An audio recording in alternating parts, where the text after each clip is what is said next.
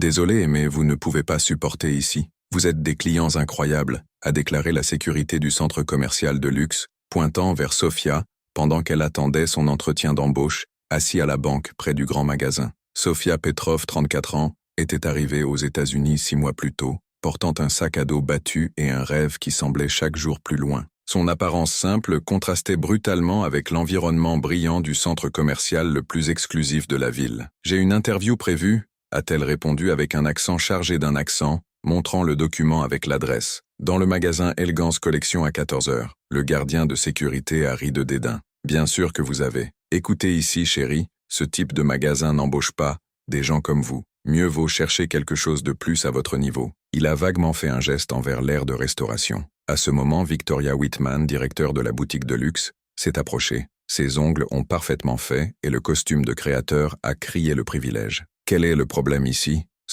Madame dit qu'elle a une interview dans son magasin, a expliqué le gardien de sécurité, mettant l'accent sur la dame comme si elle était une insulte. Victoria a analysé Sofia de haut en bas, son expression changeant neutre à clairement inconfortable. « Ah, tu dois être le candidat de 14 heures. Je suis désolé, mais la vacance a déjà été remplie. » Sofia savait qu'elle mentait. Elle avait confirmé l'entretien téléphonique le matin précédent. Plus que cela, il avait passé la semaine à étudier le magasin, ses produits et même sur Victoria Whitman. Ce que ces gens ne savaient pas, c'est que Sofia avait appris très tôt sur cette information. C'était le pouvoir. Puis-je demander quand la vacance a été remplie ? Sofia a calmement interrogé, ses yeux révélant une intelligence nette qui contrastait avec la situation humiliante. « Tôt aujourd'hui », répondit sèchement Victoria. « Maintenant, si je m'excuse, j'ai un magasin à gérer. Des gens importants arrivent. » Comme s'il avait été convoqué, un homme cher s'approcha. « Victoria, comment est ma boutique préférée ?» C'était Marcus Sterling, propriétaire d'une chaîne hôtelière de luxe et d'un client apparemment VIP. « Monsieur Sterling,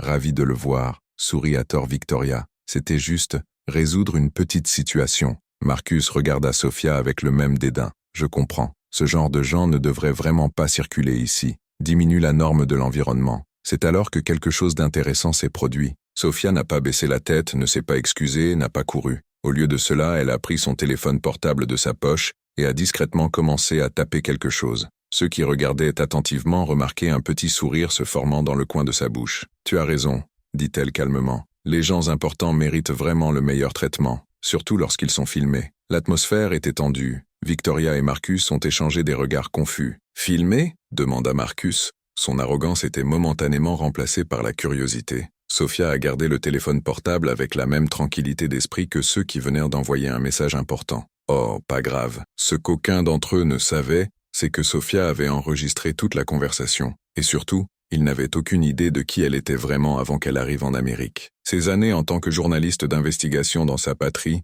lui avaient appris que les personnes les plus puissantes avaient toujours les secrets les plus fragiles. Au cours de ses 6 mois aux États-Unis, Sofia ne cherchait pas seulement un emploi. Elle regardait, étudiait, collectait des informations sur le monde des Américains privilégiés. Chaque rejet, chaque aspect de mépris, chaque porte fermée dans son visage avait été soigneusement catalogué dans son esprit analytique. La vérité était que Sofia Petrov n'était pas seulement un immigrant désespéré pour le travail. Dans son pays, elle avait été l'une des journalistes d'investigation les plus respectées spécialisée dans l'exposition des programmes de corruption entre les entrepreneurs et les politiciens. Il avait appris à lire les gens comme des livres ouverts, à identifier leurs faiblesses et à utiliser leurs propres mots contre eux. Et à ce moment, observant l'arrogance jetée de Victoria et Marcus, Sofia s'est rendue compte qu'elle avait trouvé suffisamment de matériel pour quelque chose de beaucoup plus grand qu'une simple vengeance personnelle. Alors que tout le monde la regardait avec un mépris croissant, Sofia a gardé le calme de ceux qui gardent des cartes qui peuvent changer tout le jeu.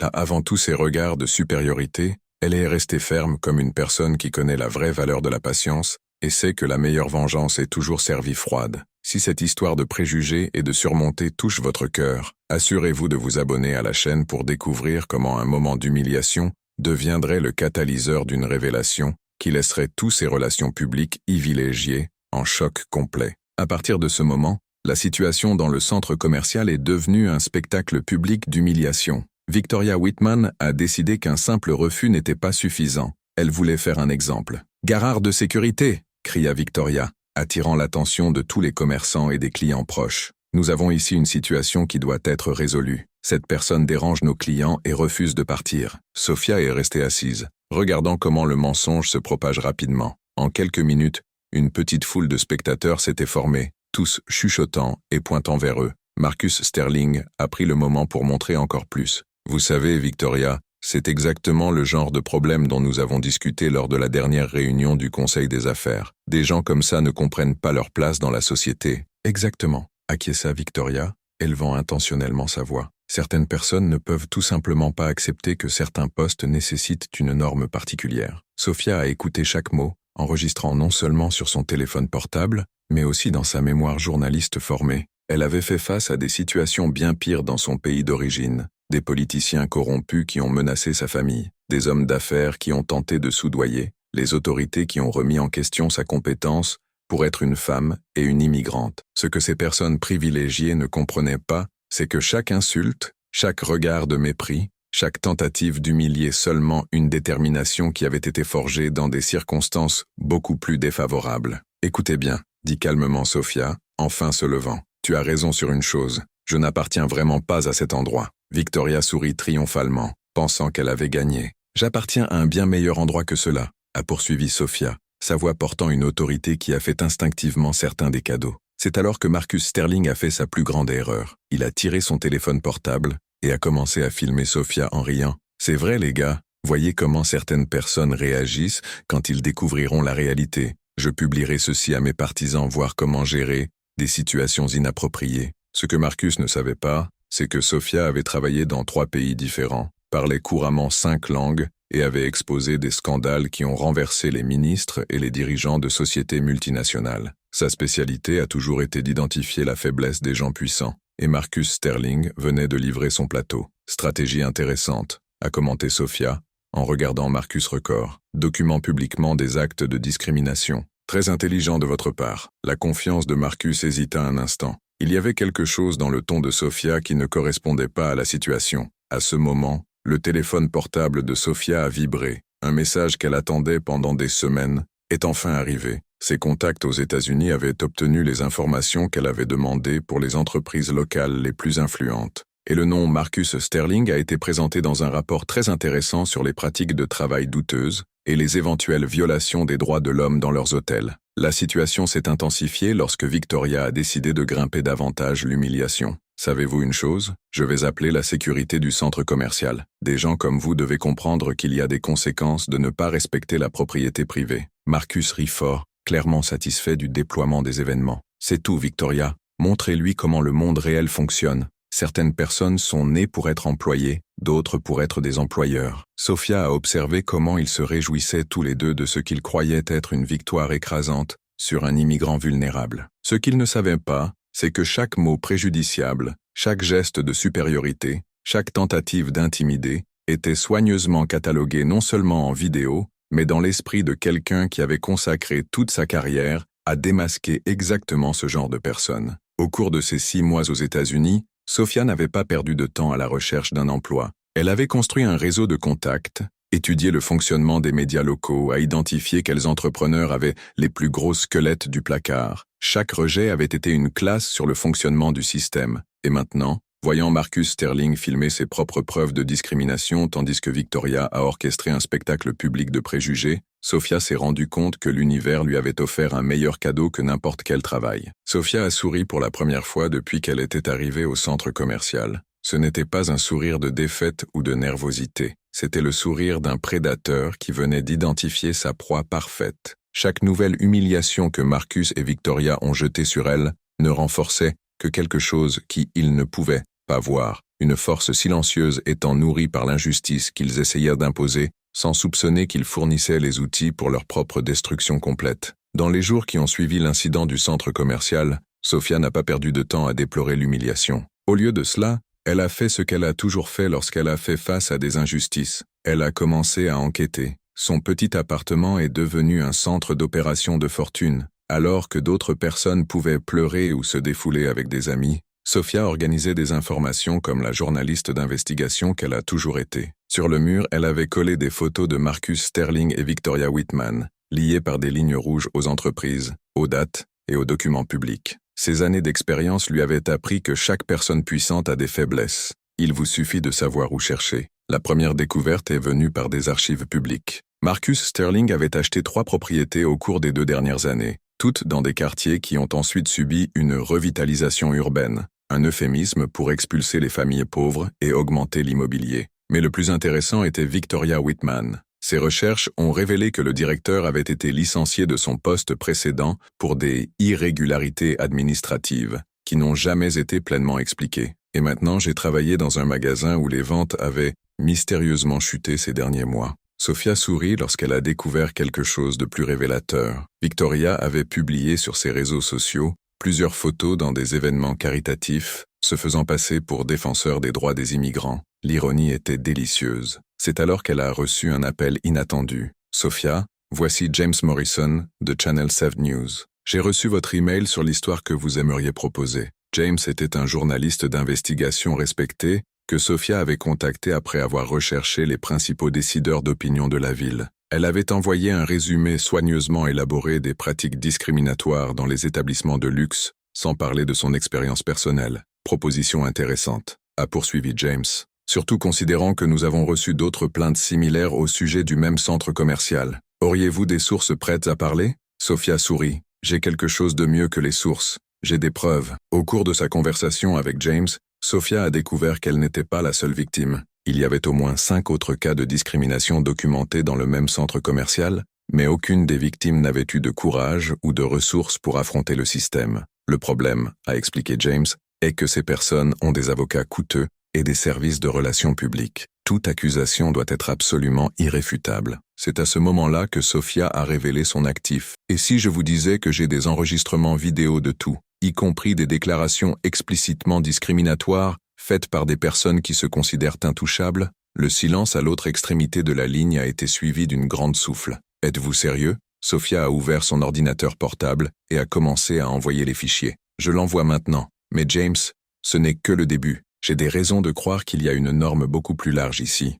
En attendant la réponse de James, Sophia a poursuivi son enquête. Il a constaté que Marcus Sterling avait été condamné à une amende discrète par le département du travail pour les violations des droits dans ses hôtels. Les amendes ont été payées rapidement, sans publicité, en gardant votre image propre. Victoria Whitman, à son tour, avait quitté un sentier numérique fascinant. Ses posts de réseautage social ont révélé une personne obsédée par le statut social, qui a régulièrement fait des commentaires désobligeants sur les personnes inappropriées dans des groupes privés qu'elle pensait secrets. Sophia avait atteint l'accès à ces groupes grâce à de faux profils créés spécifiquement pour cette enquête, une technique qui avait perfectionné pendant ses années en tant que journaliste d'investigation. La dernière pièce du puzzle est venue lorsqu'elle a découvert que le centre commercial où l'incident s'est produit a été partiellement financé par les subventions publiques pour promouvoir la diversité et l'inclusion sociale. L'ironie était si parfaite que Sophia riait presque fort. Pendant l'une des soirées de recherche, Sophia a reçu un message inattendu sur LinkedIn. C'est la Dre Angela Martinez, une avocate des droits civiques qui avait lu sur le travail journalistique de Sophia dans son pays d'origine. « Je savais par le biais de collègues que vous êtes aux États-Unis », a écrit Angela. « Si vous avez besoin d'un soutien juridique pour tout problème lié à la discrimination, je serai disponible. Votre travail exposant la corruption a été inspirant. » Sophia s'est rendue compte qu'elle n'était plus seule dans cette bataille. Angela Martinez a eu une histoire impressionnante de victoire en cas de discrimination contre les grandes entreprises, et sa réputation était implacable. Cette nuit-là, tout en organisant TODA les preuves recueillies, Sophia a d'abord senti la famille adrénaline d'une enquête qui était sur le point d'exploser. Elle avait transformé son humiliation en carburant en quelque chose de beaucoup plus grand. Son expérience lui avait appris que la meilleure vengeance n'était pas émotionnelle. Elle était systématique, documentée et absolument dévastatrice. Et maintenant, avec James Morrison intéressé par l'histoire, Angela Martinez en tant qu'allié juridique et suffisamment de preuves pour renverser un petit empire de privilèges, Sophia s'est rendue compte qu'elle avait trouvé quelque chose de bien mieux qu'un emploi dans une boutique de luxe. Ce que Marcus Sterling et Victoria Whitman ne savaient pas, c'est que chaque acte de mépris avait été le carburant pour créer une tempête parfaite qui était sur le point de balayer leur vie confortable, transformant leur arrogance en cendres sous les yeux de toute la ville. Mardi matin, Sophia s'est réveillée en sachant que ce serait le jour qui changerait tout. James Morrison avait confirmé que la question d'enquête serait en direct à la nouvelle de 18h, heure locale de la télévision locale. Pendant ce temps, Marcus Sterling était sur sa couverture, en se préparant pour un autre jour de privilège normal. n'ayant aucune idée de la tempête qui était sur le point de s'effondrer au-dessus de sa tête. Sa routine matinale a été interrompue par un appel de son agent de presse. « Monsieur Sterling, il y a des journalistes qui souhaitent vous parler des pratiques de travail dans vos hôtels. Dois-je annuler ?» Marcus rit. Ce doit être une tentative plus désespérée de tout groupe de droit du travail. Dites que je n'ai pas le temps pour ce genre de bêtises.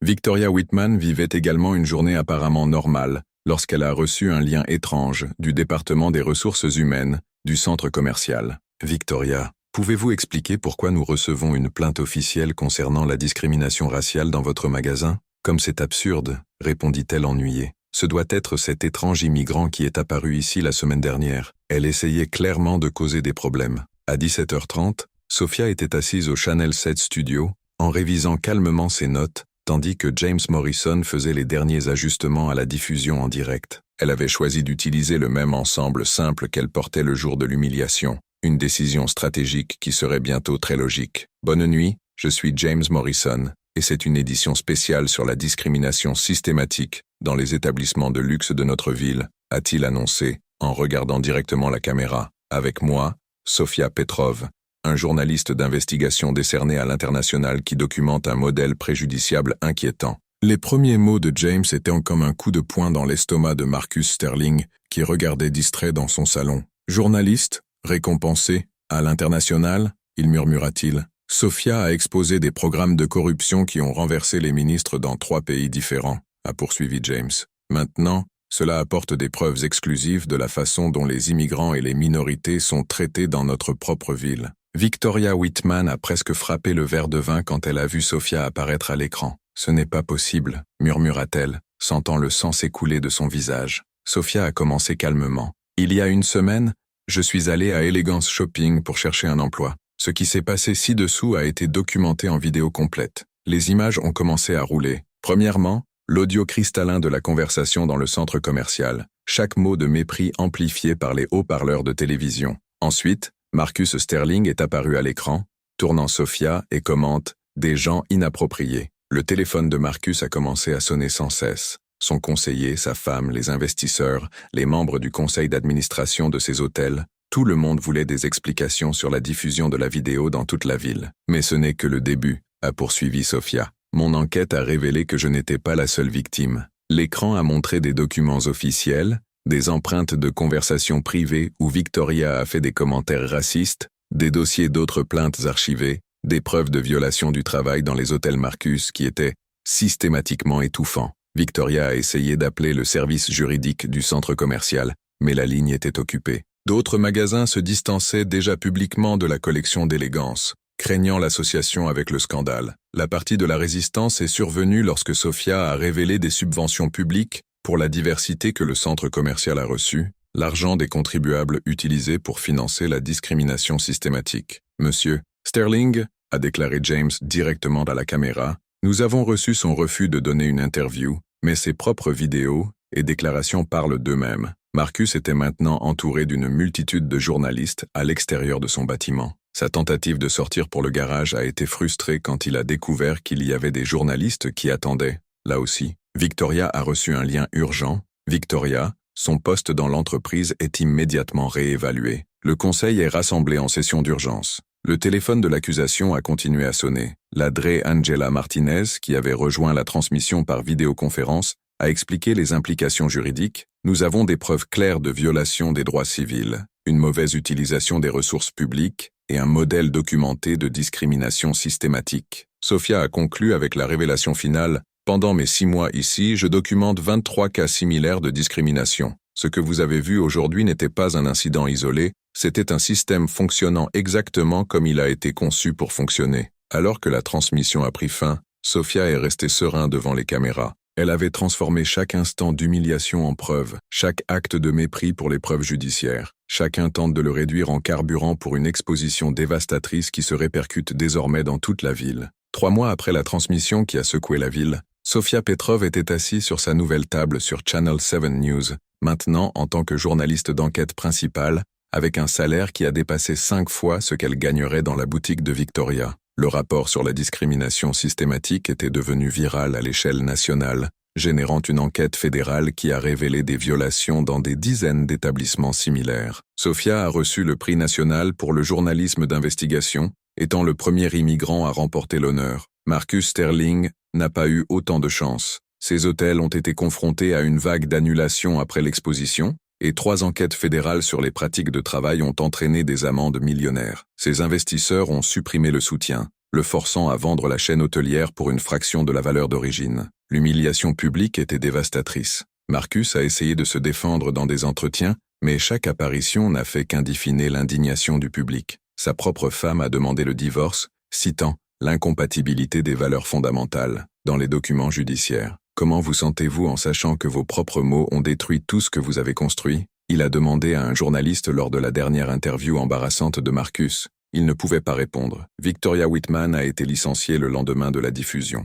Le centre commercial a annulé le contrat de collecte d'élégance et aucun autre magasin de luxe ne voulait associer sa marque au nom de Victoria. Elle a passé des mois au chômage, à être rejetée même pour des postes de vente au détail de base. L'ironie finale est venue lorsque Victoria a dû accepter un emploi dans un grand magasin populaire, gagner un salaire minimum, exactement le type d'établissement qu'elle considérait comme inférieur à ses normes. Il est intéressant de voir comment la vie nous enseigne l'humilité, a commenté Sophia lors d'une interview de suivi, surtout lorsque nous avons constaté que nos préjugés n'étaient que des réflexes de nos propres insécurités. Les achats d'élégance ont mis en œuvre un programme obligatoire de formation anti-discrimination et ont embauché la Dre Angela Martinez en tant que consultante en diversité. Le premier employé embauché dans le cadre du nouveau programme était un jeune immigrant en Haïti pour le poste de directeur adjoint. James Morrison a reçu un Emmy Award pour sa couverture d'enquête, créant Sophia en tant que coproductrice de l'histoire. Cette histoire prouve que le vrai journalisme peut encore changer des vies,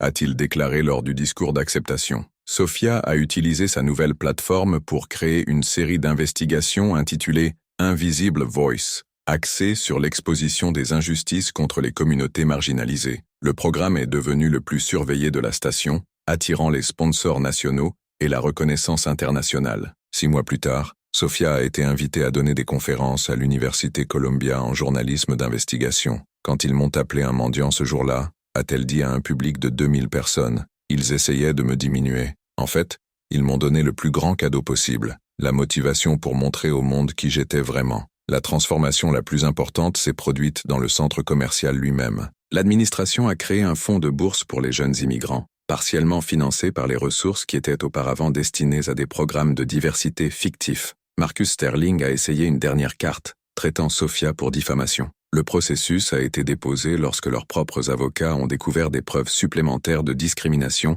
qui n'avaient pas été incluses dans le rapport initial. Victoria a fait une tentative publique de se racheter, publiant des excuses sur les réseaux sociaux. La réponse était brutale. Des milliers de commentaires de personnes partageant leurs propres expériences de discrimination dans des établissements similaires. La leçon la plus puissante est venue d'une source inattendue, le gardien de sécurité qui a initialement approché Sophia au centre commercial. Il l'a fouillée personnellement pour s'excuser. « Je n'ai jamais pensé que mes mots pouvaient te faire tant de dégâts », a-t-il admis. « Votre histoire m'a fait repenser tout sur la façon dont je traite les gens. » Sophia avait appris quelque chose de fondamental au cours de sa carrière de journaliste. La meilleure vengeance n'est pas de détruire ceux qui vous ont fait du mal, mais de construire quelque chose de si extraordinaire que cela rend l'injustice initiale hors de propos. 1 an plus tard, Sophia a été invitée à prendre la parole lors de la remise des diplômes de l'université locale. Votre message était simple. Quand quelqu'un essaye de vous diminuer pour son origine, son accent ou son apparence, n'oubliez pas qu'il révèle ses propres limites,